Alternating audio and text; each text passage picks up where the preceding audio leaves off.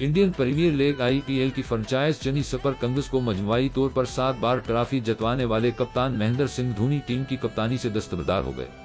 IPL 2024 का आगाज कल यानी जुम्मा 22 मार्च से होने जा रहा है। टूर्नामेंट की शुरुआत से एक दिन कबल महेंद्र सिंह धोनी के फैंस के लिए बड़ी खबर सामने आई कि धोनी ने चेन्नई सुपर किंग्स की कप्तानी छोड़ दी है। चेन्नई सुपर किंग्स की जानिब से IPL 2024 के लिए टीम के नए कप्तान का भी ऐलान कर दिया गया है। दिफाई चैंपियन चेन्नई सुपर किंग्स ने सोशल मीडिया पर बयान जारी करते हुए कहा कि महेंद्र सिंह धोनी ने टीम की कप्तानी ऋतुराज गायकवाड़ को सौंप दी है। महेंद्र सिंह धोनी ने 2008 में शुरू होने वाली IPL के पहले सीजन से चेन्नई सुपर किंग्स की कप्तानी। इस दौरान उन्होंने अब तक 212 मैचेस में चेन्नई सुपर किंग्स की कप्तान की, जिसमें 128 में कामयाबी और 82 में शिकस्त हुई। धोनी की कप्तानी में चेन्नई सुपर किंग्स ने 5 बार IPL ट्रॉफी अपने नाम की।